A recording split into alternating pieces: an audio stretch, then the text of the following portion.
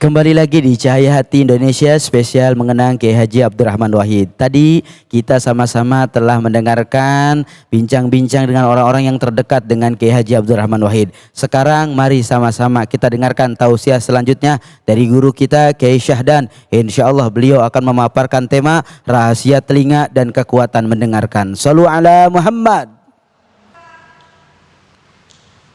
Assalamualaikum warahmatullahi wabarakatuh. Waalaikumsalam warahmatullahi wabarakatuh. Bismillahirrahmanirrahim. Alhamdulillahi rabbil alamin. Waliyis salihin wala udwana illa ala zalimin. Wassalatu wassalamu ala sayyidil mursalin wa imamil muttaqin wa hujjatillahi 'alan nasi ajma'in. Amma ba'du. Para pemirsa Cahaya Hati Indonesia iNews TV yang dimuliakan oleh Allah Subhanahu wa taala. Telinga adalah anggota tubuh kita, panca indera kita yang luar biasa yang dianugerahkan Allah kepada kita semuanya. Ibu-ibu punya telinga? Mau saya tukar dengan uang 10 juta? Mau. Begitu hebat telinga kita, memiliki manfaat dan rahasia yang luar biasa. Di antaranya Bu, bahwa telinga lah yang pertama kali diaktifkan dan dinonaktifkan terakhir kali oleh Allah. Pertama kali diaktifkan ketika bayi itu dilahirkan, bahkan sebelum bayi dilahirkan, ketika dalam rahim ibu nih, telinga bayi janin sudah diaktifkan. Karenanya orang tua bisa komunikasi dengan bayi.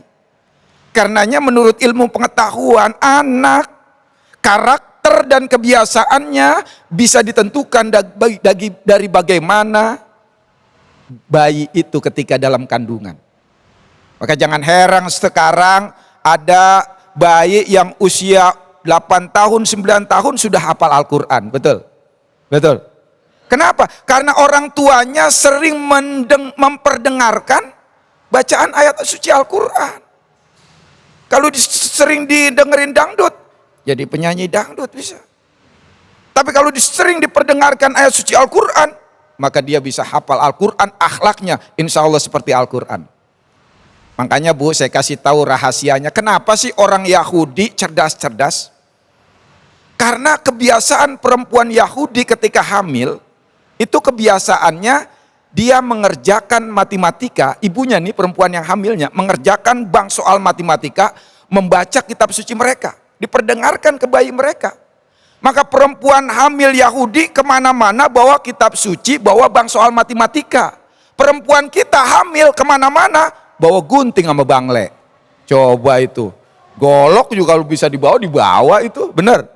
Iya, makanya beda. Orang Yahudi malu kalau punya anaknya bodoh. Maka mereka makannya ikan. Yang penting cerdas, muka belakangan. Kalau kita malu kalau punya anak nggak cakep, jelek, bener kan? Yang penting cakep dulu, pinter belakangan. Makanya kalau 7 bulan, 4 bulan yang dibaca apa? Surat Yusuf, surat Maryam, itu aja, ya kan? Nah, Bapak Ibu sekalian, maka pendengaran yang pertama kali diaktifkan, bayi ketika lahir diazanin apa dikasih unjuk Al-Quran?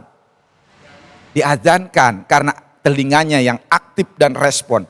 Dan manusia ketika wafat, ketika sakaratul maut, tangan udah nggak bisa bergerak, mulut sudah tidak bicara, mata sudah tidak bisa melihat, tetapi pendengarannya masih sempurna bisa mendengar. Karena itu orang ditalkin, diperlihatkan kitab, apa diperdengarkan kalimat tauhid? Diperdengarkan. Maka Bapak Ibu, bahkan orang ketika tidur, pendengarannya masih aktif. Maka ada orang tidur, beliau ini orang tidur ruangan besar, tapi kalau suara berisik nggak bisa tidur. Sebaliknya ruangan sempit, tapi kalau tenang bisa tidur. Benar nggak? Ini juga rahasia kenapa Ashabul Kahfi bisa ditidurkan 309 tahun, karena fadarabna ala adhanihim fil kahmi sinina adada. Maka kami tutup telinga-telinga mereka di dalam sebuah gua beberapa tahun. maka pendengaran itu luar biasa. Maka mohon maaf, tokoh bangsa kita Al-Maghfurlah Kiai Haji Abdurrahman Wahid. Al-Maghfurlah Kiai Haji Abdurrahman Wahid ini Masya Allah, sering kita dengar tidur di forum-forum seminar, forum-forum resmi baik nasional maupun internasional. Tetapi begitu ditanya, luar biasa paham terhadap tema yang dibangun ketika itu. Beliau ketika tidur begitu menyampaikan, nyambung dengan tema pembicara-pembicara sebelumnya. Kenapa? Karena di samping pendengaran beliau ketika tidur tetap aktif, keaktifannya di atas rata-rata kita sebelumnya. Bahkan saya salah satu pengagum Allahu yarham Gus Dur. Beliau sering datang ke pesantren saya. Itu baru datang bisa tidur itu.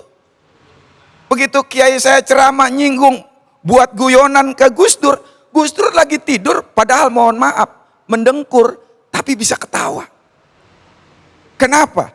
Karena pendengaran Gus Dur lebih tajam daripada penglihatan beliau. Allah memang kasih beliau penglihatan terbatas, tapi pendengarannya lebih hebat dari penglihatannya. Bahkan pendengarannya itu lebih, daya tangkapnya lebih cerdas dari logika beliau sekalipun.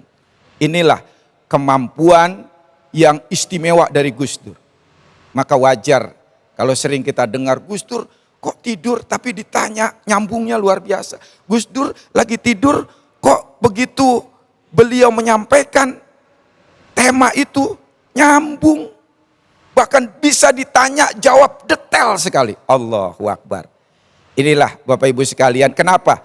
Karena di antara keistimewaan telinga, di antaranya adalah waqalu sami'na wa ata'na. Pendengaran itu bisa menjadi wasilah datangnya pengetahuan, hidayah, bahkan ketaatan seseorang. Jadi orang bisa taat, bisa menjadi rajin ibadah, bisa menjadi cerdas luar biasa kalau dia bisa memaksimalkan daya dengar dia, kalau dia bisa menggunakan pendengarannya dengan baik. Karena inilah yang dijanjikan oleh Allah Subhanahu wa taala. Inna fi dzalika ladzikra liman kana lahu qalbun au alqas sam'a wa huwa syahid. Dan yang demikian itu terdapat pelajaran bagi orang-orang yang memiliki hati dan atau menggunakan pendengarannya yang baik. Masya Allah. Semoga kita bukan hanya bisa mendengar, tapi juga mampu mendengarkan dengan baik-baik saja. Terima kasih. Wallahu muwaffiq ila aqwamit thoriq. Wassalamualaikum warahmatullahi wabarakatuh. Masya Allah, tabarakallah. Terima kasih Guru Syahdan yang telah menyampaikan banyak ilmunya dan berbagi buat kita semua. Mudah-mudahan ada manfaat yang bisa kita amalkan bersama-sama. Setelah ini kita akan doa bersama. Tetap jangan kemana-mana, di Cahyati Spesial mengenang Kiai Haji Abdurrahman Wahid.